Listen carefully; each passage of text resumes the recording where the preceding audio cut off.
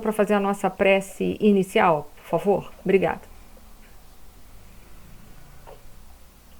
Pai amado, Jesus, o nosso mestre querido, aos nossos mentores, obrigada por estarmos aqui novamente reunidos, obrigada pelo dom da vida, obrigada, Senhor, por tantas bênçãos que recebemos. Que tua luz possa nos envolver, que Enir possa ser inspirada, para que ela possa dar o melhor que ela tem como resposta aos seus estudos. Que possamos trazer para o nosso dia a dia e que possamos compartilhar com aqueles que conosco caminham. Esteja conosco, Senhor, hoje, agora e sempre, e que assim seja, graças sempre a Ti. Que assim seja. Obrigada. Gente, a gente vai dar seguimento ao capítulo de número 18, que a gente ficou parado ali na questão da alma gêmea, mas eu vou voltar um pouquinho, porque o capítulo ele está falando como o amor alimento das almas, né? Ele vai estar falando que no futuro, quando nós estivermos mais evoluídos espiritualmente, a gente vai começar a largar essa comida nossa tão material, tão grosseira, e a gente vai começar se alimentando cada vez mais de substâncias que sejam cada vez menos sólidas, né? Vão passar por estado líquido e posteriormente a gente vai chegar a um tipo de alimentação que é o gasosa, pela respiração, né? Ou pela questão cutânea. Isso vai ser no futuro, quando a gente tiver mais bagagem moral. Por conseguinte também, o nosso corpo perispiritual será mais rarefeito e, por conseguinte, a constituição física vai começar a sofrer mudanças da mesma maneira. A gente tem que entender que, para nós espíritas, a genética não é causa, ela é efeito. É diferente da ciência. Se você perguntar para um cientista, ele vai dizer para você que a genética é causa e efeito, porque a base da ciência ela é materialista. Então, ela está calcada, só concebe aquilo que pode ser tocado, pode ser visto, pode ser percebido. Então, para eles, a única realidade é a matéria, o mundo material. Então, a gente tem que compreender que se a gente perguntar para um cientista, ele vai dizer para a gente que a genética é causa e efeito. Mas para nós espíritas, não. A genética é apenas efeito. A causa é o comportamento, é o nível evolutivo do espírito que vai determinar a sua escolha genética na hora de que ocorre, né, a união, que vai ocorrer, né, a inseminação, né, do espermatozoide com a célula da mulher. É nesse momento o espírito ele vai escolher, né, a melhor célula, né, da mãe, que diz respeito ao corpo que ele necessita, e a do pai também, por conseguinte. Então a gente tem que entender que para a gente a genética é só um efeito, porque nós é que vamos escolher, dentro daquelas infinitas possibilidades genéticas, a opção genética mais adequada, tanto para passarmos por provas como para passarmos por expiações. Então é claro que no futuro, a gente tendo mais evolução, essa evolução ela vai se mostrar no perispírito e, por conseguinte, ela vai ser transferida através da bagagem genética para o corpo somático. E esse corpo também, ele vai ser um corpo diferenciado, cada vez mais sutil, mais rarefeito. Mas isso a gente está falando em algo muito para frente, a gente não está falando nisso exatamente agora. Então a nossa alimentação, ela vai cada vez se tornar mais sutil, a ponto da gente chegar uma hora da gente conseguir, através da respiração e da questão cutânea, a gente conseguir absorver, fazer as absorções alimentares, retirar dos fluidos, né, daquilo que está ao redor, dos fluidos ao redor, a alimentação necessária para mantermos o nosso corpo físico. Olha que interessante. Mas nesse capítulo especificamente, André Luiz está falando, a dona Laura está explicando para o André Luiz que o amor é um grande alimento da alma e que no futuro ainda mais distante nós faremos essas trocas alimentares, essas trocas energéticas, digamos assim, através da energia criativa do amor, que é uma energia que sustenta todo o universo, porque Deus é amor, como diz João.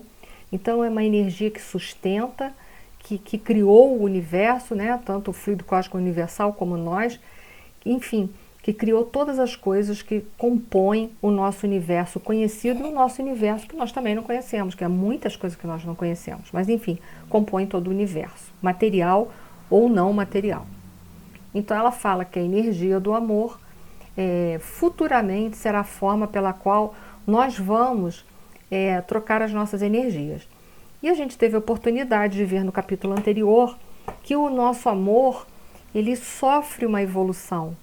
A gente viu isso lá no Evangelho segundo o Espiritismo, no capítulo, se não me engano, capítulo, acho que é 11, item 9, eu não sei agora de cabeça, mas não sei se eu botei para os slides atrás, eu acho que sim, deixa eu só confirmar. Deixa eu ver aqui se eu coloquei ou não coloquei. Acho que não, mas não tem problema não, depois eu vejo direitinho. Mas é um capítulo que vai falar sobre, intitulado Lei do Amor, do Espírito Lázaro, que ele vai falar que no início nós éramos somente instintos. Então a gente se aproximava, a gente se buscava pela questão instintiva da sobrevivência. E depois ele diz, quanto mais corrompido e avançado, nós éramos sensações, que é quando o amor ele sai dos instintos, ele caminha no sentido, na direção do amor eros, ou do amor sensação, ou do amor de trocas, que é o amor que a grande maioria de nós ainda se encontra, que é no amor sensação, nesse amor de condição, nesse amor de trocas.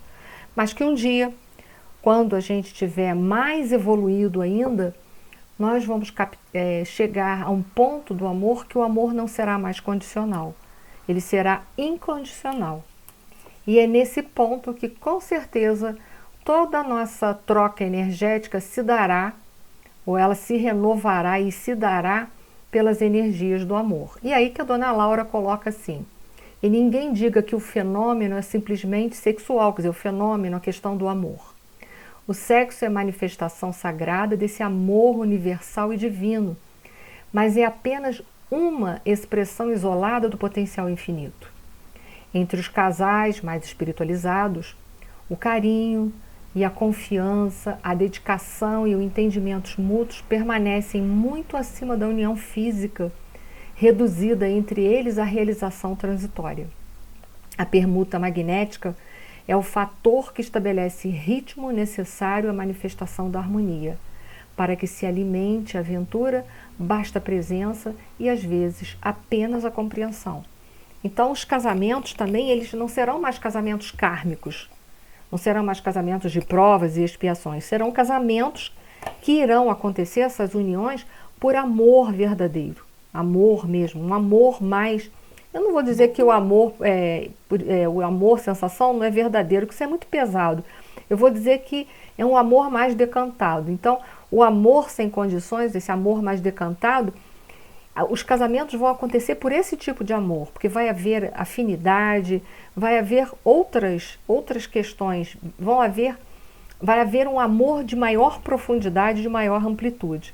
Então os casais, eles não vão precisar fazer a permuta, a troca das energias, satisfazer os seus sentimentos exatamente por vias sexuais. Eles se darão, como ela colocou ali, a dona Laura, eles se darão por permutas magnéticas que vão se estabelecer através do entendimento, da compreensão, da presença. Será assim futuramente. É para lá que nós estamos caminhando. Boa noite a todos que estão chegando. Vamos seguindo aqui. Se vocês tiverem alguma pergunta, vocês me interrompam, por gentileza. Tá?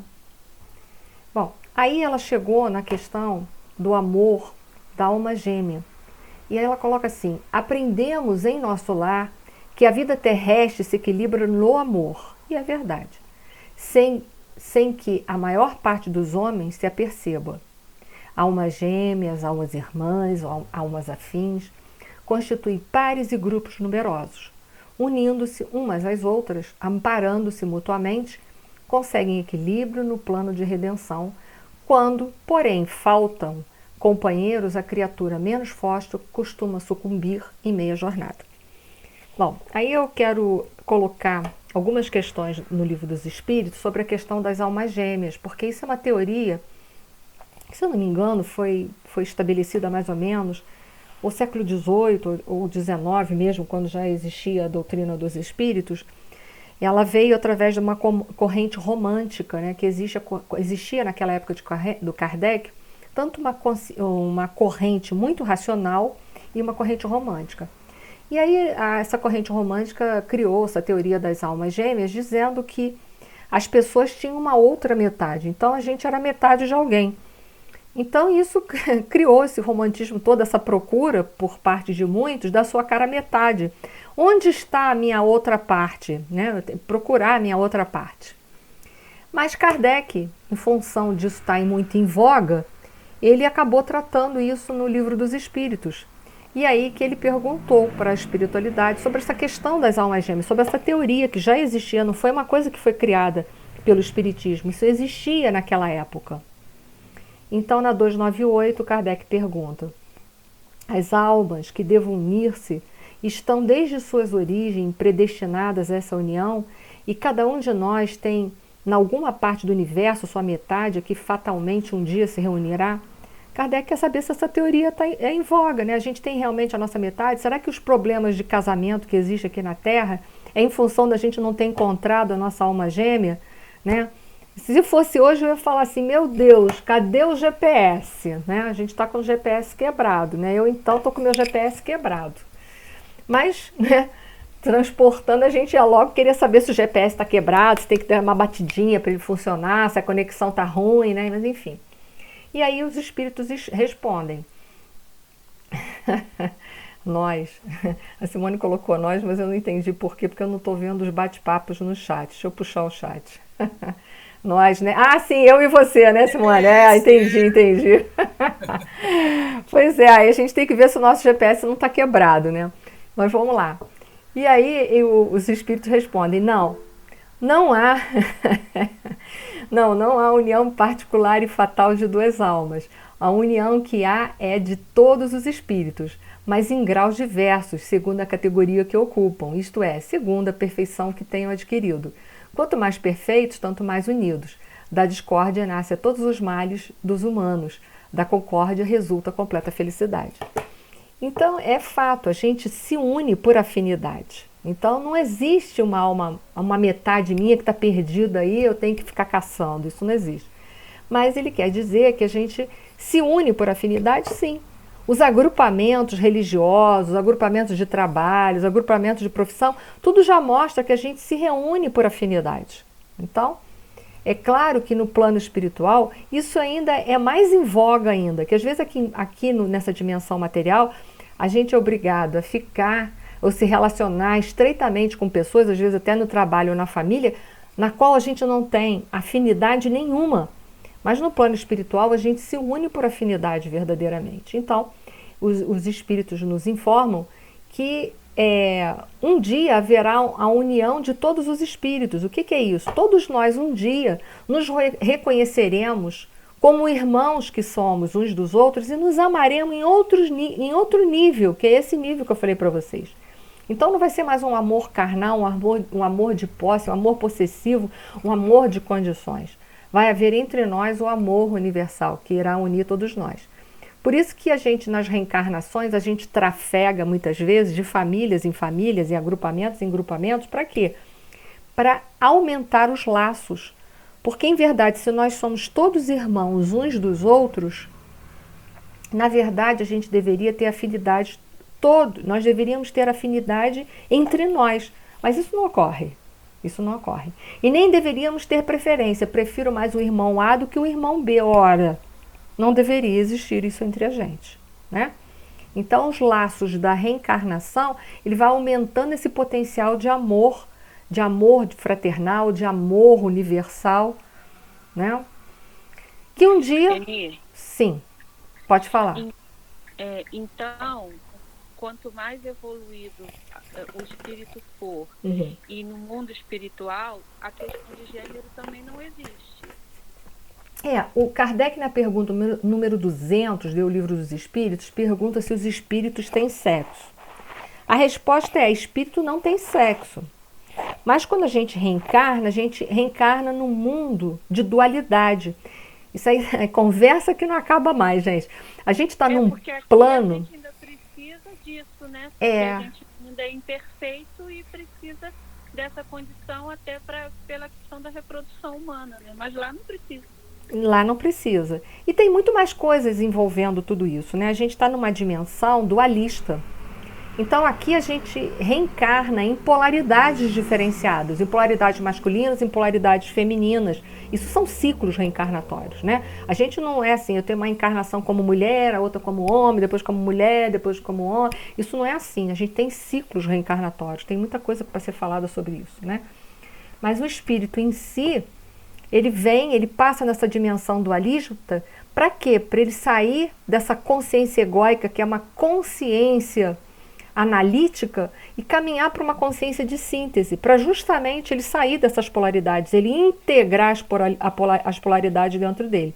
Porque se Kardec, né, os espíritos afirmam que os espíritos não têm sexo, e a gente está numa dimensão em que há polaridade, porque há polaridades aqui, há dia e há noite, há alto, há baixo, há masculino, há feminino, há positivo, há negativo, existe isso aqui, né? É porque a gente vem aprendendo, né, em partes, por análise, em partes, para depois a gente conseguir chegar a uma consciência de síntese.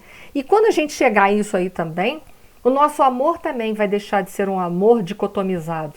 E aí a gente vai aprender também a amar de outra forma. Isso tudo é muito complexo falar sobre isso. Eu particularmente acho que isso dá mais conversa do que se tem de conversa por aí. Mas assim, dias chegarão que a gente vai unir as polaridades. Tem um livro da Joana de Ângeles que chama... É um livro que fala do Evangelho. Jesus, a luz da psicologia profunda, se eu não me engano. Alguma coisa assim. Depois eu posso passar isso para vocês aí direitinho. Jesus e o Evangelho, a luz da psicologia profunda. Ali a Joana de Ângeles, ela trabalha o tempo todo mostrando que Jesus tinha o ânimos e o ânima unidos, ou seja, o lado masculino e feminino unidos. Tanto é que ele sabia ser enérgico com amor, né? Ou a gente é uma banana podre, ou a gente é enérgico com violência. A gente não sabe, a gente não tem as polaridades acertadas ainda, organizadas dentro de nós, né? Nós vamos ter, às vezes, mulheres muito passivas ou mulheres muito ativas. Hoje a gente vê isso. No nosso contexto hoje da sociedade, a gente observa isso com muita propriedade. Há muitas mulheres que são muito mais homem do que muito homem. É só vocês olharem isso. E há muitos homens que são muito mais mulheres do que muitas mulheres. Né? Por quê? Porque nessas nossas inúmeras reencarnações a gente já foi, né, amealhando várias informações, para que um dia essas duas informações, essas duas polaridades, elas possam estar totalmente integradas. Até porque, num futuro, a gente está vendo aí, quando ela está falando de um amor, o alimento das almas, que ela está falando da evolução do amor, quando o nosso amor evoluir mais também, não vai haver procura de amor ser satisfeito pela periferia da zona sexual. Ele não vai mais ser satisfeito por essa zona. Quem é? Sim, pode falar, Eduardo. Eu não sei, eu penso muito isso, porque esses casos que há de homem que se sentem mulher, e às vezes mulheres que se sentem homem, não seria, por exemplo, caso a pessoa passou umas 2, 3 encarnações como homem, 2, 3 encarnações como mulher, e não conseguiu se adaptar quando vem no outro polo. Ele não conseguiu se adaptar bem ao novo polo que acontece isso. Eu vou responder de conformidade com uma teoria do professor Jorge Andréa que eu gosto muito. Ele fala que a gente tem ciclos reencarnatórios numa polaridade e na outra. Então você imagina um ciclo reencarnatório, uma curva, imagina uma curva cartesiana, né? Então você parte de um princípio. Vamos supor que eu estou numa reencarnação que eu venho de uma curva cartesiana, eu estou lá embaixo, eu era homem e agora eu venho subindo essa curva. Então cada vez mais eu vou alcançando a polaridade feminina. Eu vou chegar num pico dessa curva cartesiana da polaridade feminina. E depois eu desço de novo, porque se as reencarnações são cíclicas dentro do sexo, nós vou descer de novo. Quando a gente desce, a gente vai chegar numa zona de transição de polaridade sexual. Então o professor Jorge Andréa, ele classificou tanto os homossexuais como um trans e etc e tal, como muitos estando, alguns desses estando, nessas zonas de transição de polaridade sexual. Então isso a gente poderia chamar de uma aprovação. É um momento, né? Você está saindo de uma zona e está tentando se adaptar numa outra. É um momento, é um curso da sua existência. Como ele também diz que muitos, às vezes, estão ainda em partes dessa curva, ainda que não está naquela zona de transição, mas por mau uso de uma polaridade ou da outra, ou está na polaridade masculina. Ele usou mal essa polaridade masculina, ou se está reencarnado como polaridade feminina, usou mal a polaridade feminina, ele pode dar aquele pulo, sair daquela polaridade que ele estava, reencarnar numa outra como expiação. Então ele vai sofrer uma grande falta de adaptação ao sexo, né, oposto ao dele. Por quê? Porque ele não teve a chance de ir se adaptando, né? Ele de repente saiu daqui e caiu para cá. Então ele coloca dessa forma. Isso está no livro especificamente intitulado Forças Sexuais da Alma, que se vocês quiserem eu posso botar em PDF no grupo, eu tenho PDF dele, tá? Beleza, vou botar depois. Tem um livro muito bom que fala sobre essas polaridades, entre outros assuntos. O Sexo e Consciência, do Divaldo Franco. É verdade, é muito bom esse livro também. Sexo e Consciência, do Divaldo Franco, do Manuel Filomeno Dias. Também é muito bom, fala sobre isso. Ele até conta uma história lá, é muito interessante, falando sobre as energias sexuais da alma, fazendo uma comparação metafórica com castelo, com rei, é muito interessante, é verdade. Também esse livro é muito bom. Então vamos seguindo. Então, os espíritos colocam ali que não existe uma outra metade minha que está perdida aí pelo mundo, que eu vou ter que arranjar um GPS para encontrar. Isso não existe, tá? Opa, deixa eu chegar lá que eu saí dos slides. Vamos lá. Então, numa pergunta sequente, o Kardec faz: em que sentido se deve entender a palavra metade, de que alguns espíritos servem para designar os espíritos simpáticos? A expressão é inexata, diz os espíritos. Se um espírito fosse a metade do outro, separados os dois, estariam ambos incompletos. Então, não existe para a doutrina dos espíritos a teoria da alma gêmea, tá bom? Nesse termo de que o outro é a minha metade que está faltando, não existe. Não nessa concepção exata, sim, de que o outro é uma metade minha. Célia, você quer falar? Pode falar. Eu não sei se a mãozinha que levantou lá no chat é alguém querendo falar. Não, é para me dizer que quer o livro, né? A Célia estava dando tchau. Ah, beleza. Para tu ver como é que eu entendo essas linguagens, né? Tadinha de mim. Caracoles. Nossa, socorro, Senhor, ampara a alma perdida. Vamos lá. Bom, agora fazendo um mix, mas eu vou dizer já de antemão de onde eu estou tirando isso aqui.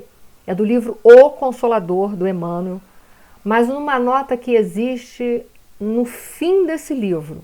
Porque o Emmanuel, ele endossa de uma certa forma, veja bem, certa forma, a teoria das almas gêmeas, que eu vou ler aí para vocês. Criadas umas para as outras, afirma Emmanuel, as almas gêmeas se buscam sempre que separadas. A união perene é para elas a aspiração suprema e indefinível. Milhares de seres, se transviados no crime ou na inconsciência, experimentam a separação das almas que os sustentam como a provação mais ríspida e dolorosa.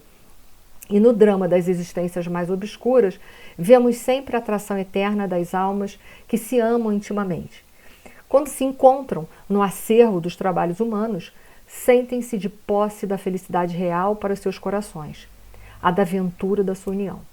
A única amargura que lhes empana a alegria é a perspectiva de uma nova separação pela morte, perspectiva essa que a luz da doutrina espírita veio dissipar. não sabemos esclarecer a razão da atração existente entre dois espíritos. Por quê? O Emmanuel está trabalhando com aquilo que se vê, que há almas que se procuram verdadeiramente numa vida e que existem muitas afinidades entre elas.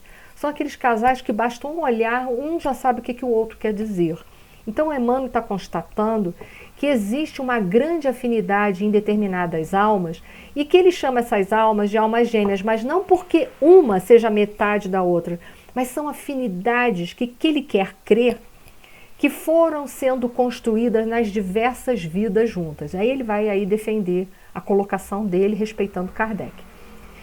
Não sabemos esclarecer a razão da atração existente entre dois espíritos, a ponto de torná-los almas gêmeas.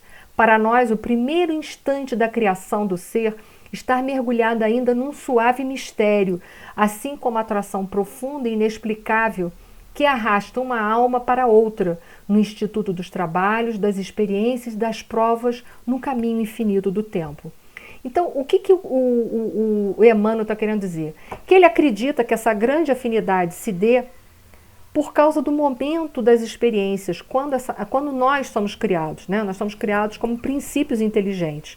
E nós sabemos que pela história da evolução do princípio inteligente, eles se agrupam numa coisa chamada alma-grupo, que eu não vou entrar aqui em detalhes. Isso um outro dia a gente pode conversar sobre isso, mas não nessa aula.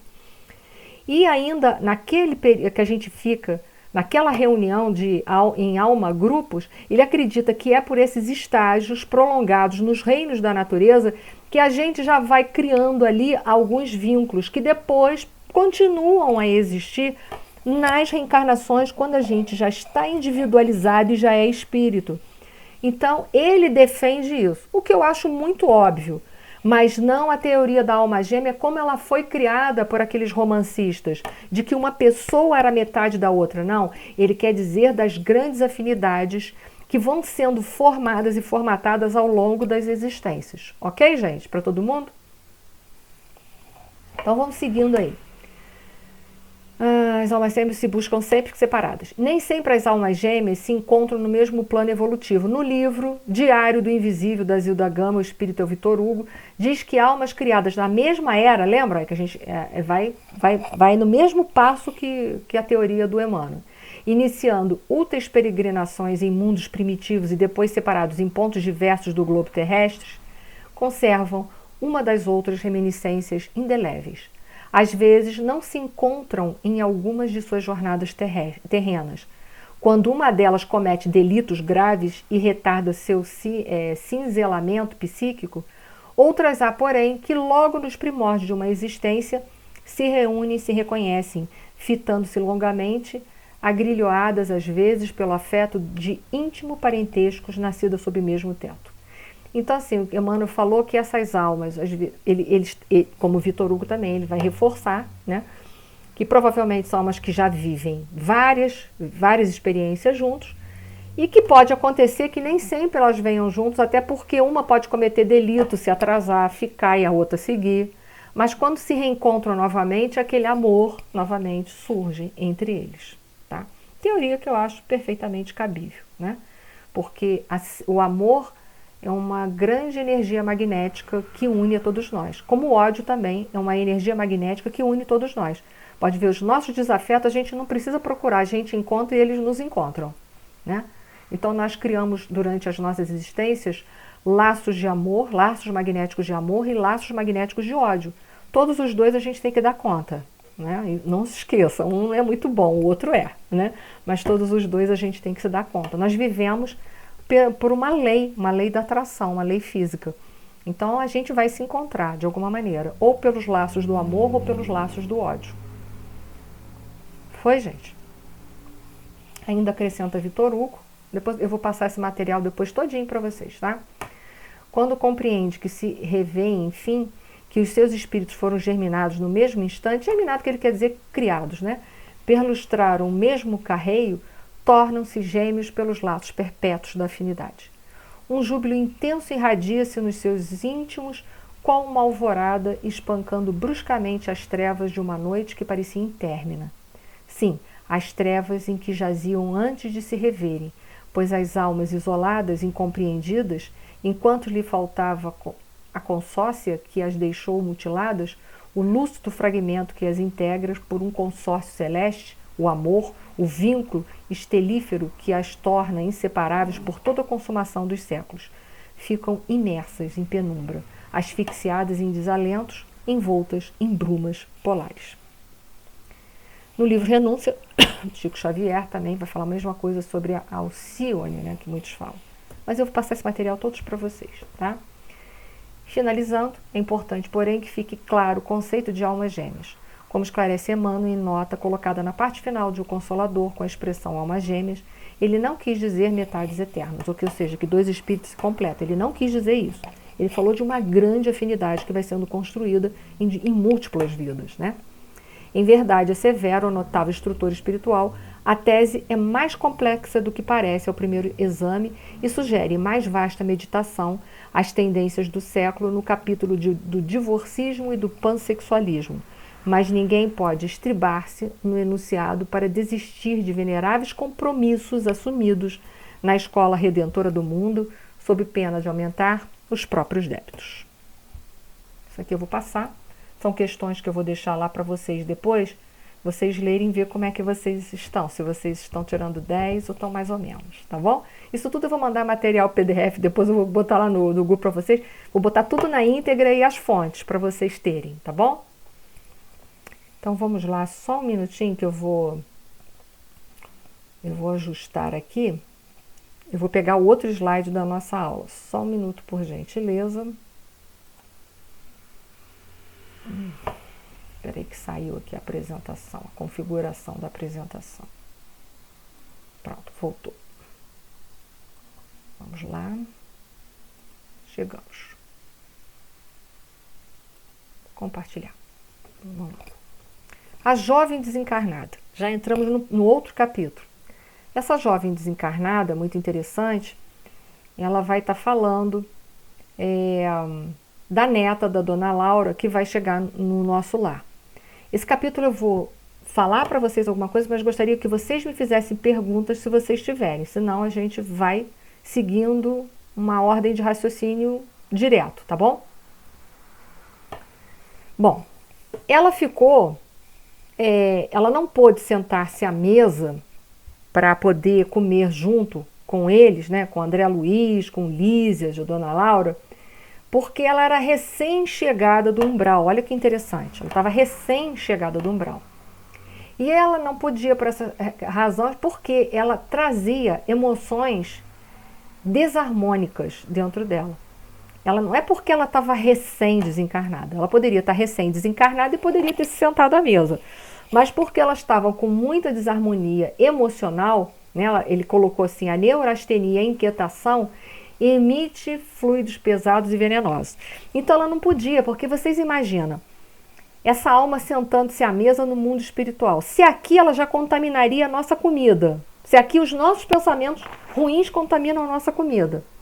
Imagina no mundo espiritual, cujas energias do pensamento são muito mais plásticas e muito mais poderosas, o quanto que ela não iria transformar aquela alimentação, rapidamente ela ia acabar com todos os nutrientes energéticos daquela alimentação. Entende? Então ela não podia sentar-se à mesa. Por essa razão. Não é porque ela estava recém-desencarnada. Ela trazia uma inquietação na alma que a gente vê mais para frente o que era. Então é por essa razão que ela não podia. Ela estava tão em desalinho, tão desequilibrada emocionalmente, que automaticamente todo aquele desequilíbrio dela emocional se transferiria para os caldos que eles estavam fazendo uso, as frutas, lembra? Ela impregnaria toda aquela alimentação. Literalmente, ela estragaria a alimentação. Então ela não poderia sentar-se, ela tinha que ficar em outro cômodo, se alimentar em outro cômodo até ela conseguir o equilíbrio necessário. E ela se demorou no umbral só 15 dias. André Luiz ficou assustado, né? Porque ele ficou lá longos 8 anos, né? Então ela ficou pensando assim, caramba! Ele ficou pensando, né? Ela está 15 dias, né? E eu fiquei lá um tempão. E ela estava 15 dias. Mas ela ainda não estava totalmente de posse da sua consciência e ela estava ainda com muita perturbação emocional. Então ela teve que ficar. Elia, Sim. esse tempo que ela ficou tão menor do que ele, eu fiquei meio pensativa sobre isso. Uhum. Por quê? Olha só, Ana, a gente tem que entender, estadia no umbral não é tempo determinado para ninguém. Não existe um tempo determinado. É o tempo que a gente precisa para se desvencilhar dos nossos miasmas, dos nossos conteúdos que a gente traz de grandes conflitos, de grandes débitos com a lei, né, para poder desgastar, né, toda essa energia mais densa e despertar um pouco mais a nossa consciência para a realidade espiritual. Então, esse tempo, ele é um tempo muito particular. O que eu vou gastar não é um tempo que você vai gastar.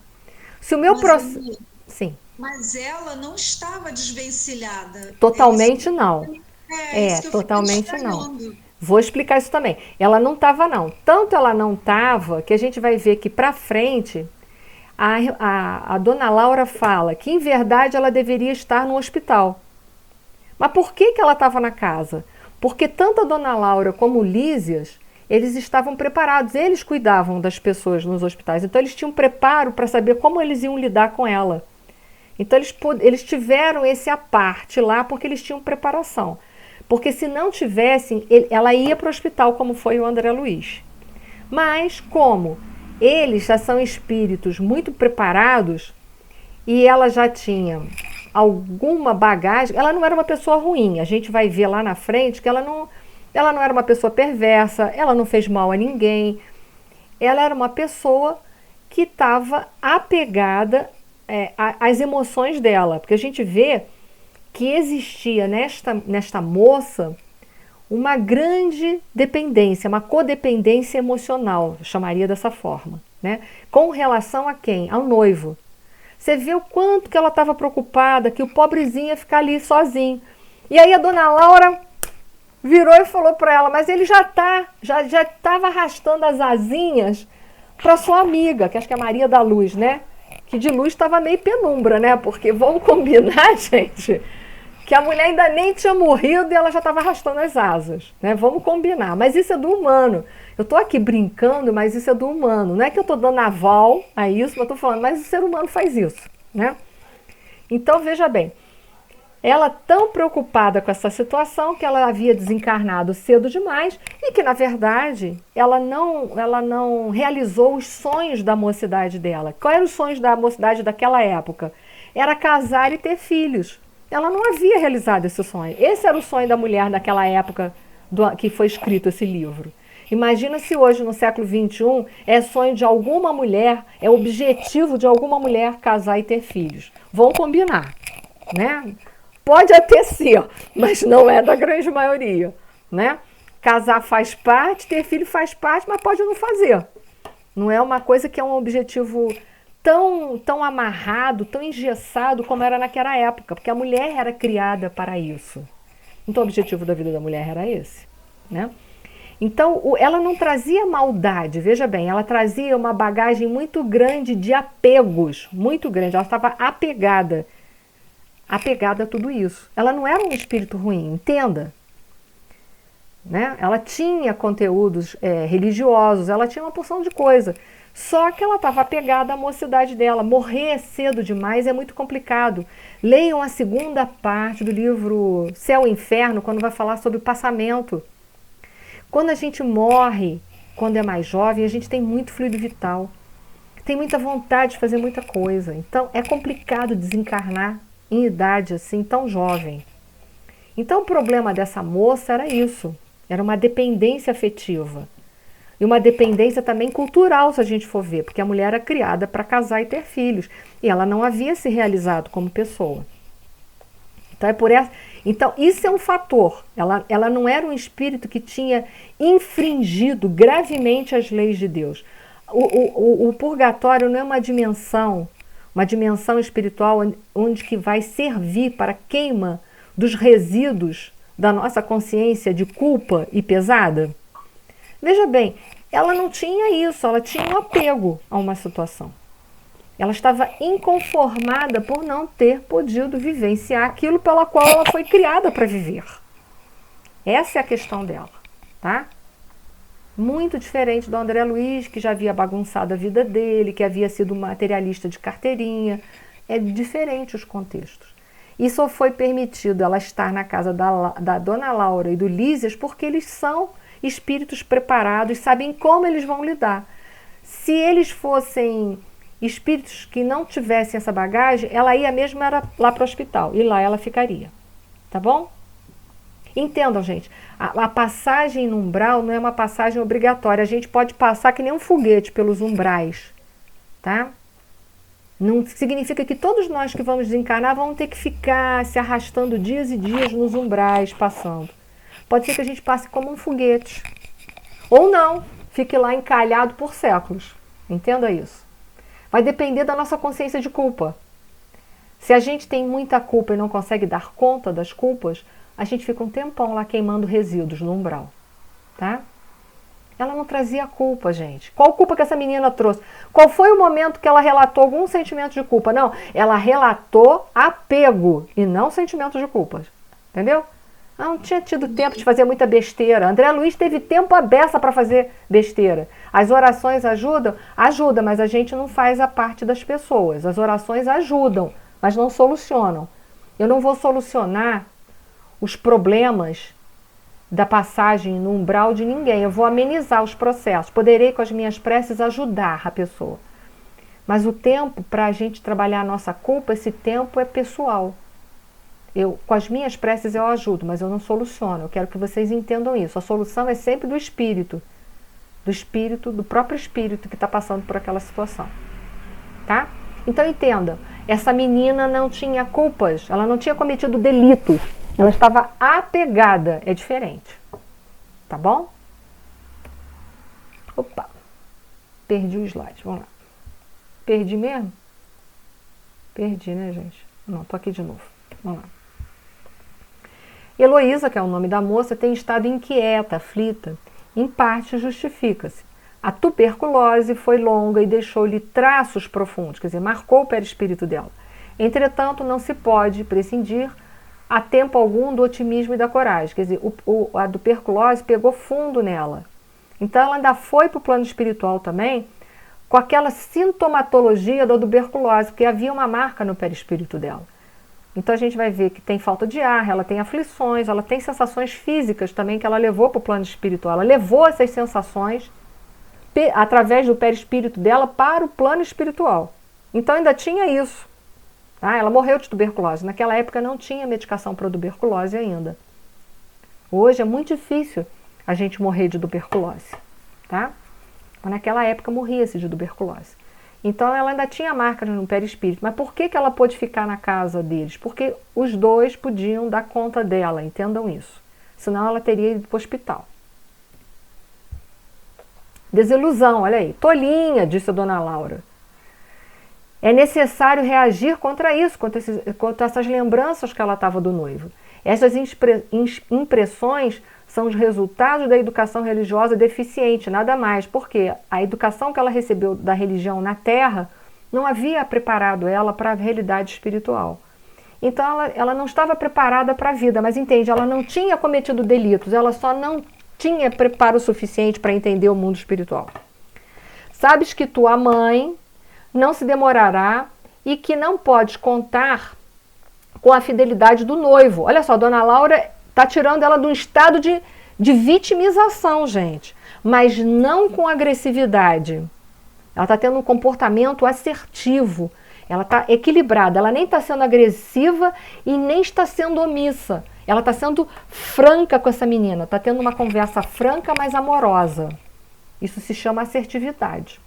Então ela coloca assim, sabes que tua mãe não demorará e que não pode contar com a fidelidade do noivo, que de modo algum está preparado a te oferecer uma sincera dedicação espiritual na terra.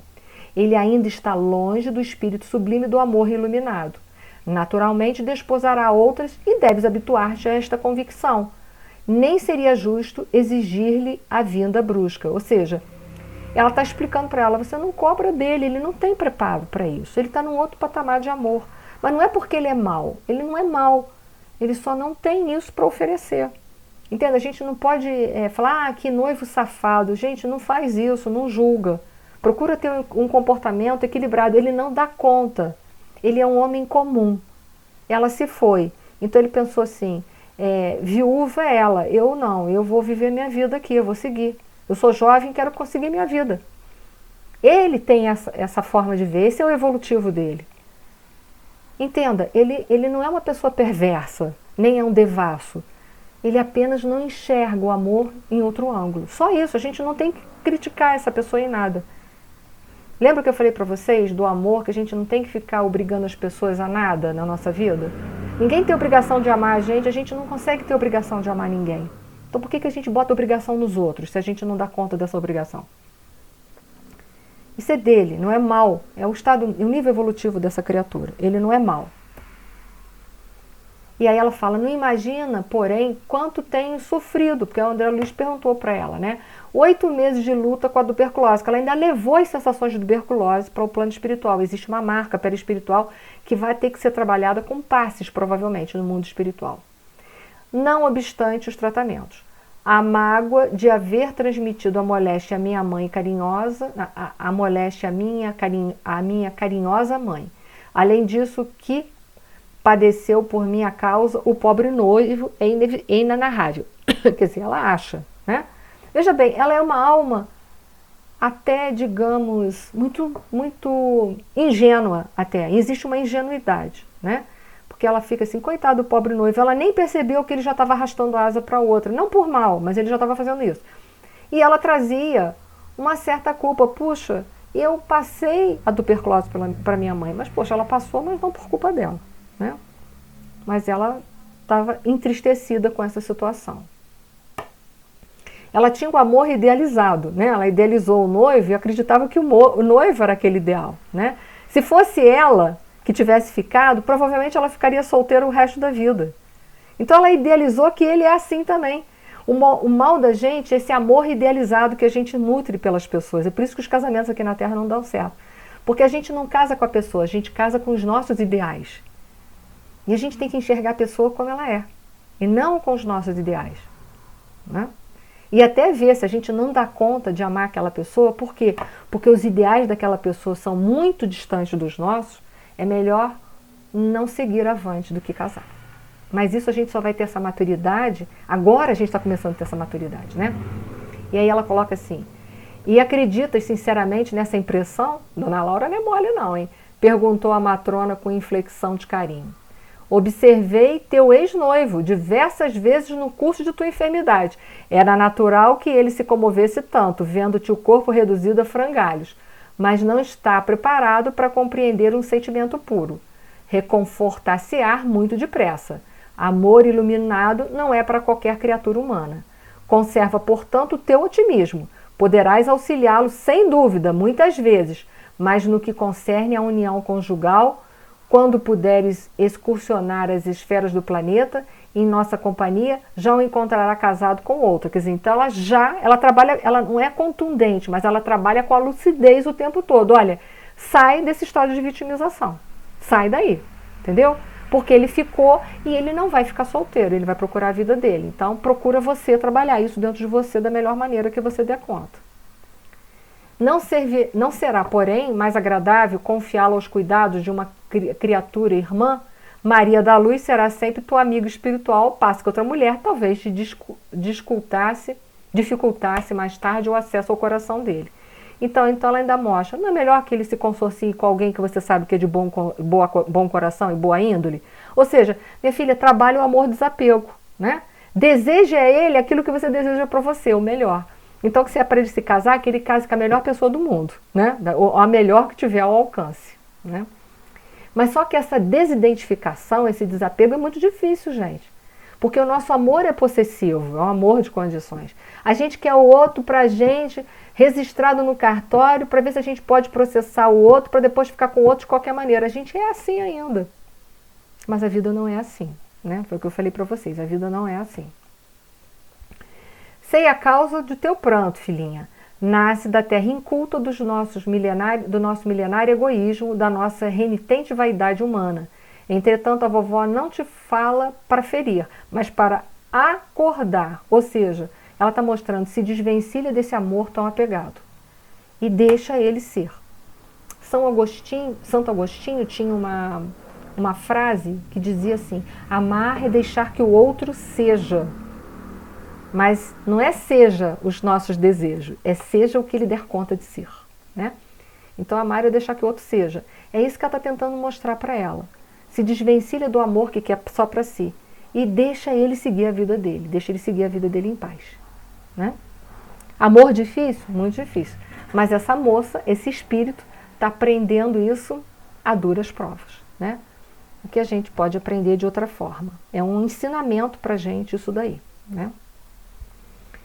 Minha neta chegou, aí, bom senso da Dona Laura, né? Minha neta chegou profundamente fadigada. Prendeu o coração demasiadamente, olha, a causa, demasiadamente nas teias do amor próprio. A rigor, o lugar dela seria em qualquer dos nossos hospitais. Entretanto, o assistente colseiro julgou melhor situá-la junto ao nosso carinho. Isso, aliás, é muito do meu agrado, porque minha querida Teresa, que é a mãe dela, está para chegar. Um pouco de paciência e atingiremos a solução justa. Questão de tempo e de serenidade. Ou seja, eles também só permitiram que a neta dela ficasse ali com eles porque sabia que ela tinha condição, através do amparo do Lísias e da Dona Laura, de sair desse circuito, desse amor apegado, dessas questões, né, da mocidade, do primeiro amor. É porque ela tinha condições. Se ela não tivesse, gente, ela teria ido fatalmente para o hospital. Ela é um espírito que tem condições. Ela tem o mínimo de equilíbrio para alcançar, tá? Mia, Sim. por que teias do amor próprio? Porque teias do amor próprio?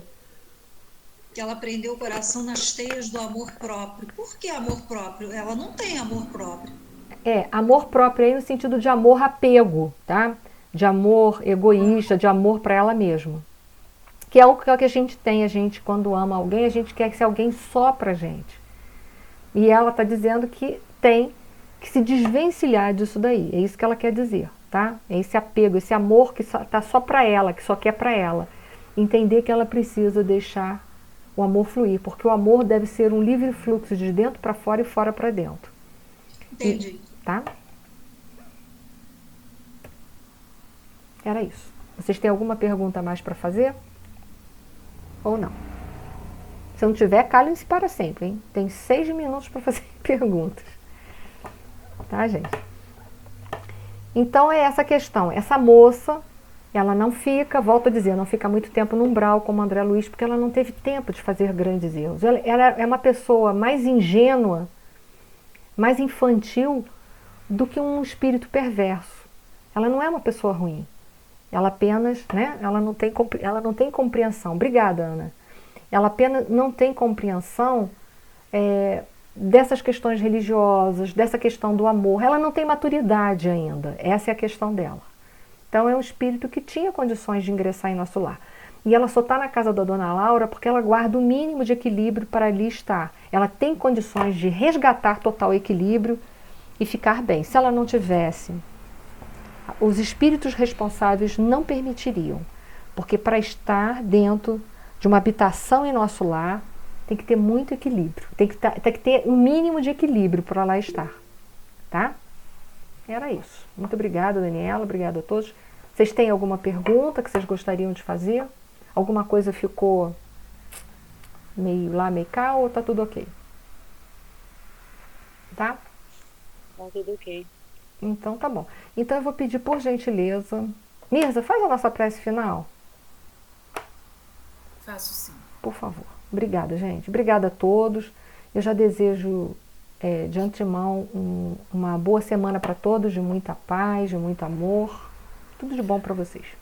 Eni, bota o livro lá no grupo, tá? Vou botar o livro Forças Sexuais da Alma e esse da Alma Gêmeas eu também já botei tudo, vou botar em PDF para vocês, tá bom? Tá bom, tá bom, tá bom. Agradecemos a espiritualidade amiga, a Jesus, nosso mestre, a oportunidade de estarmos aqui reunidos para estudar, para aprender, buscando colocar em prática na nossa vida. Gratidão à nossa irmã Eni, pela sua dedicação, pelo seu carinho. Pedimos à espiritualidade amiga que abençoe a todos os participantes desse grupo que estão presentes, os que não puderam estar, a todos os nossos irmãos em humanidade, a todo o universo, a todo o planeta Terra. Muito obrigada por tudo, Senhor. Obrigada pela nossa saúde relativa. Obrigada pela oportunidade da vida e por todas as oportunidades da vida. Muito obrigada. Pedimos, então, com muita gratidão, para encerrar o nosso estudo. Fica conosco, que assim seja. Assim seja. Obrigada. Obrigada a todos. Uma boa semana, gente. Beijo para todos.